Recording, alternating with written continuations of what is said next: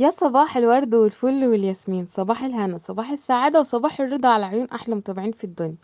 النهاردة فيديو جديد. ادخلي برجلك اليمين كده يا قلب أختك، واذكري الله، ألا بذكر الله تطمئن القلوب. صلى على النبي كده في التعليقات: اللهم صل وسلم وبارك على سيدنا محمد، صلاة تنحل بها العقد، تنفك بها الكرب، ويأتي بها الفرج. عاوزة التعليقات كتير جدا جدا جدا، انتوا بخلانين عليا بالتعليقات وبخلانين عليا باللايكات. يلا بقى ادخلي برجلك اليمين كده وتعالي في اول الفيديو. انا ريهام احمد ودي قناتي. يشرفني اشتراكك يا ست الكل وانضمامك كده في حياتي، باشتراكك في قناتي كده من داخل مصر ومن خارج مصر، وجودكم وتشجيعكم ليا باشتراككم في قناتي شرف ليا وعلى راسي من فوق. دمتم كده في حياتي اللهم امين. ربنا يخليكم ليا ويجبر بخاطركم ويحقق لكم كل اللي بتحلموا بيه انا واياكم وامة محمد، اللهم امين. النهارده بقى جايه لكم في فيديو مشتريات. بتحبوا انتوا، انا عارفه الفيديوهات اللي من النوع ده، فبحب كده ان انا اشارك معاكم يومياتي بكل تفاصيلها. فيلا ادخلي برجلك اليمين كده، لايك جميل، اذكري الله. وكمان عايزه تعليق، يعني انا عاوزه تعليق حتى لو بدعوه. يعني الولاد، بصوا الولاد مش صابرين حتى ان انا اصور الفيديو. مش قادره اقول لكم، يعني خناقه 24 ساعه، يعني مش عارفه ايه ده. ربنا يهديهم يا رب ويهديكم ولادكم، اللهم امين. ويرزق كل مشتاق بالذريه الصالحه يا رب. النهارده بقى كان يوم السوق العالمي. عاوزه اقول لكم الاسعار رايحه في داهيه والله. بصوا، يعني يوم السوق ده تحسوا ان هو الايام دي عاوز كارد. انتي معكيش فلوس يبقى ما تنزليش. النهارده الاسعار كانت رايحه في داهيه خالص. اول حاجه جبتها كده، جبت الفلفل ب15 جنيه، كان في ناس بتبيعه ب20 جنيه. جبت الحاجه اللي على قدي على فكره. في اللي هو غالي وفي رخيص وفي اللي هو الوسط، فانا بجيب من الحاجه اللي هي الوسط، تمام.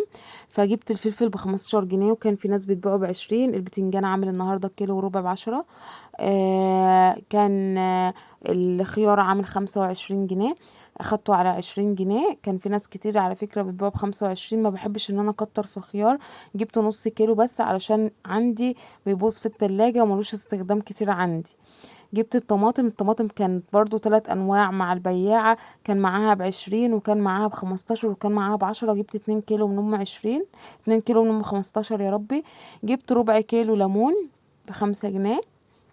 جبت البطاطس دي، وبطاطس دي نوعها كارا يا جماعة، تحفة جدا في التحمير، والشيبسي جميلة جدا جدا. والبطاطس اليومين دول بقى بسعر المانجا، مش فاهمة ازاي يعني. بطاطس ب20 جنيه، والبطاطس اللي هي مش بتاعت الشيبسي اللي ما تستخدمهاش اساسا، اللي هي متستويش ب15 جنيه، ب17 ونص، ب17 ونص مش ب15. فانا بجيب من دي مضمونة حاجة كده ب20 جنيه، وحاجة نظيفة ومن بياع انا محترم، يعني انا ماشية معاه على طول. ان انا متعودة، يعني قصدي ان انا بجيب منه كل ما انزل السوق. فحلوة قوي. جبت العنب كان في ناس بتبيعه ب25 وفي ناس بتبيعه ب30. هما بيقولوا ب30 عشان انتي تقول لهم ب25. فجبت 2 كيلو ب50 جنيه. جبت بقى التين ب40 جنيه. مش قلتلكم عاوزين كارد عشان ننزل السوق؟ مش فاهمة يعني. ما ناكلش يعني نموت من الجوع؟ يعني الغلابة تموت من الجوع، يعني الناس الغلابة دي اللي معهاش فلوس تموت من الجوع. ربنا يرحمنا برحمته. جبت بقى نوعين مانجا. جبت الكبيرة اللي انا هوريها لكم دي، عاملة 25 جنيه، من بياعة برضو انا متعودة ان انا اجيب منها. وبعد ما جبت منها لقيت المانجا اللي هي الصغننة اللي بيقولوا فص دي، مش عارفة اسمها ايه. عاوزة اقول لكم والله العظيم كمية سكر فيها، يعني تحسوا ان انتوا بتجزعوا من كده من كتر السكر اللي فيها. فانا ندمت ان انا جبت ام 25 دي. كنت بقول يعني ايه ان انا كنت اجيب من ام 20 دي، كانت احلى كمان. والحبايه بتاعتها صغننه كده، الولاد ياكلوا فيها طول النهار رايحين جايين. حتى اللهم بارك اما جيت فتحت الحاجه على طول واكلوا، يعني اللي اكلوه منها، واكلوا كمان من التين. ده تين شوكي بجيبه بالكيلو كده. عندنا التلاتة ب10. لو هتجيبيه متقشر، التلات حبات ب10 جنيه. فده انا بجيبه بالكيلو، الكيلو عامل 15 جنيه. حلو قوي قوي قوي. بقشره في البيت. هتقولوا لي ما بتشوكيش يا ريهام، مبهدلكيش الدنيا كده؟ لا انا خلاص اتعودت عليه. بجيبه كده وانقعه في الميه شويه، وبعدين بقشره بقى بجلافز اي حاجه عندي هتشوفوه دلوقتي. والله هقشره معاكم في الفيديو النهارده بالكيس اللي هو بتاع التلاجة ده. الولاد ما صبروش ان انا اقعد شويه حتى ارتاح ادور على الجوانتي اللي عندي اللي هو التقيل ده. فقمت على السريع كده عملتهم لهم في كيس تلاجة. يلا لمحة على السريع كده نشوف احنا جبنا ايه. الفاكهة جبت عنب وتين ومانجا وتين شوكي، جبت تين برشوم وتين شوكي، والمانجا اللي هي الفص الصغننة دي. عاوزة اقول لكم ان هي روعة والله العظيم، يعني اجمل حاجة جبتها النهاردة. جبت ليمون وجبت بتنجان وجبت فلفل وجبت خيار، وجبت بطاطس وجبت طماطم. يعني الحمد لله التسويقة دي يا بنات بتكفيني يعني اسبوع ونص، او ساعات بيدخل في الاسبوعين على فكرة، ساعات ما بنزلش السوق اسبوعين. فببقى عاملة حسابي عارفة مقدارة نفسي ان انا همشي نفسي بالاسبوع بالعدد ده، يعني بالكمية دي. نيجي بقى التسويقة دي مكلفاني قد ايه. التسويقة دي مكلفة 350 جنيه، بدون لحمة، بدون فراخ، بدون سمك، بدون بيض، بدون اي حاجة. هم دول الحاجات دي ب350 جنيه. يعني عشان تنزلي السوق اليومين دول عايزالك كارد من البنك كده علشان تجيبي فرختين، على كيلو لحمة، على نص كيلو مفروم مثلا، على اقول لكم ايه، مش عارفة. انا كل همي ان الحمد لله الحمد لله فضل ونعمة من عند ربنا ان احنا بنعرف نعدي يومنا. في ناس ما بتعرفش تقدرش اساسا تعدي يومها ده. في ناس الرزق بتاع يومها 100 جنيه، ساعات ما بتدخلش ال100 جنيه، تقعد يعني طول النهار شقيانة كده في الحر والعرق والصهد اللي احنا فيه ده، وما بتدخلهاش 100 جنيه في اليوم. يعني ربنا يعينهم، يعني الرجالة اليومين دول والله العظيم ربنا يعني يتولاهم برحمته. وحسبي الله ونعم الوكيل والله العظيم في كل ظالم، حسبي الله ونعم الوكيل في كل يعني ايه مسؤول كده هو السبب في اللي احنا فيه ده. يعني ايه اروح اجيب بطاطس بتمن مانجا؟ يعني مش فاهمة حتة زي دي ليه يعني.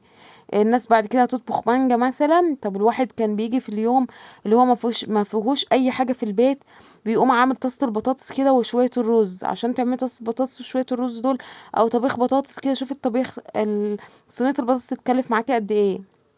يلا ربنا يعيننا اللهم امين ويرحمنا برحمته. حطيت بقى، فضيت الفاكهة كده عشان احطها في التلاجة. هغسل الفاكهة لكن مش بغسل الخضار. انا بحب احط الخضار كده كامل زي ما هو كده في الدرج بالاكياس بتاعته. بنضف الدرج الاول وامسحه كده، واقوم حاطه الخضار بالاكياس بتاعتها. والطماطم بحطها في المنظم بتاعها، والمنظم التاني بقوم حاطه شويه فلفل على النص كيلو خيار اللي انا بجيبه ده، واحطهم على الرف كده بحيث ان الحاجه ما تضربش مني، واحده واحده كده. لما احتاج فلفل اقوم مطلعه من الدرج، لان الدرج بحس ان هو بيحافظ لي على الخضروات اكتر من الرف. اهم حاجه لو وصلت لحد هنا قلب اختك، فباكد لك ان الاشتراك بيفرق معايا جدا. يلا بسرعه، انت فاكره كده قبل ما تطلعي من الفيديو يا ست الكل، اشتركي في القناه وفعلي زر الجرس عشان كل ما انزل فيديو يوصلكم اشعار بيه كده، تنوروني باحلى زغروطه من احلى اخوات في الدنيا كده. لايكات وتعليقات، هستنى لايكاتكم وتعليقاتكم. فضيت كل حاجة ورجعت كل حاجة مكانها بقى، الاكياس كلها رجعتها كده في الدرج. هتقولي انت بتغسليش الخضار ليه؟ بحس ان لما بغسله المدة بتاعته بتقصر، يعني ما بيبقاش ليه روح في التلاجة. لما بحطه كده بكياس واقوم قافله الكيس كده ربطاه، واقوم حطاه في الدرج كده تحت، كله على بعضه، وكل حاجة في كيسها كده لوحدها، لكن كله على بعضه، الاكياس كلها على بعضيها. عاوزه اقول لكم بتبقى يعني ايه، بتاخد مده معايا ساعات.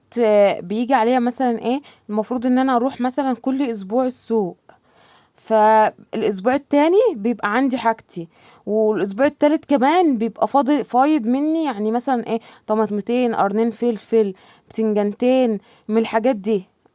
عامه انا ببقى عارفه اساسا المقدار اللي انا هجيبه من السوق، بحيث ان انا ما اجيبش زياده عنه، بحيث ان انا ما اخربش الميزانيه اللي معايا، الفلوس اللي معايا. ومن ناحيه تانية ان انا اكفي ان انا اجيب الحاجات اللي انا محتاجاها كلها. زي ما انتوا شايفين اهو، يعني داخلين في 400 جنيه، وما جبتش اي حاجه، لا لحوم ولا اي حاجه.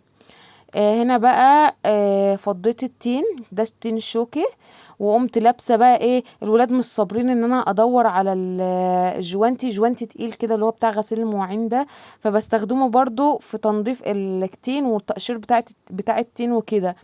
فما صبروش، فقمت لابسه زي ما انتم شايفين كده كيسين تلاجة في ايدي، وقمت مقشراهم والله العظيم، ولا شوكه حتى دخلت في ايدي، ولا الحمد لله الهوا. اول حاجه بس بتعمليها كده، بتقومي فاتحه الميه الجاريه كده الحنفيه على اخرها عليه، وتكب الميه وكمان مره. بس عاوزه تنقعيه يا ست الكل تنقعيه وتغيري عليه الميه برضو، بحيث انك تبقي واخده بس مثلا حذرك منه، ما انتش حابه زي ما انا عملت كده. بصوا شطفته شطفه واحده وبعدين قشرته على طول. بعمل ازاي؟ بقوم قاطعه اللي هي العنقود بتاعه من الناحيه دي ومن الناحيه دي، وبقوم شقه كده من الجنب وبطلعها بكل سهوله. بصوا طبعا لو حسبتوها هتلاقوها وفر كبير جدا جدا يعني. مش عارفة دول كانوا 17 واحدة او 15 واحدة، 15 واحدة باين عاملين كيلو. لو رحت جبت 15 واحدة دول هجيبهم ب30 جنيه. يعني انا موفرة النص بالظبط. بقالي فترة بجيبه على فكرة وبعمله كده في البيت. حاسة ان انا يعني بعمل انجاز لولادي. الولادي بيحبوه جدا وهو فيه فايدة كبيرة جدا جدا جدا. ولو بصيت لها هتلاقيها ارخص حاجة، يعني ارخص فاكهة موجودة. في ناس بتحبه وفي ناس ما بتحبهوش عامة، بس انا من الناس اللي بحبه جدا. بس قلعت بقى الكيسين. بصوا الطبق عامل ازاي، اللهم بارك، قمر قمر حاجة كده تتاكل اكل. هشطف بقى الطبق شطفتين 3 4 5 6. وبعد كده بقى هغسل الفاكهة بتاعتي. بحب الفاكهة ان انا اغسلها واحطها في التلاجة كده جاهزة على الاكل. لكن الخضار لا، بحس كده ان المدة بتاعته بتقصر كده وبيضرب مني على طول. غسلت المانجا وبعد كده هجيب العنب. انا كنت جايبة اللهم بارك 2 كيلو مانجا، والكيلو اللي جبته التاني يبقى 3 كيلو مانجا، اللهم بارك. وبألف هنا وصحة على قلب، على قلب اللي هياكل منها كله. وجبت 2 كيلو عنب وكيلو تين. تحسوا ان هما اساسا هما اللي خاربين الميزانية. طب الفاكهة دي ما ترخصش ليه؟ يعني احنا كنا بنجيب المانجا ب8 جنيه ب7 جنيه والكلام ده، والعنب كان مثلا 2 كيلو ب10. فين الايام دي؟ تحس ان الواحد كده. ده كان من قريب. انا بقعد اتكلم مع جوزي اقول له الاسعار جبت دي كانت العنب قريب بقى يعني. وعملت عليه الميه يعني خليته ميه جاريه كده مرتين 3. العنب بيحتاج انك تغسليه كتير. مهما اغسل العنب بحس ان هو ما اتغسلش، مش عارفه ليه. فانا بقوم عامله ازاي؟ بقوم غسلاه غسله حلوه زي اللي انتوا شايفينها دي، وبقوم حطاه كده في التلاجة. وساعة التقديم ساعة الأكل، لو احنا اللي هناكله بقى كده الولاد، اطلع لهم شوية باباهم كده، بقوم جايبة شوية العنب ومفرطاهم زي الفرط اللي قدامكم ده، وغسلهم غسلة حلوة بقى. هحط بقى كل حاجة في التلاجة، هدخل الفاكهة كلها التلاجة. وبكده نكون وصلنا لنهاية الفيديو. يا رب الفيديو يكون عجبكم واستفدتوا منه حاجة ولو بسيطة. لو الفيديو عجبكم بقى متبخلوش عليه بأحلى لايك من أحلى اخوات في الدنيا.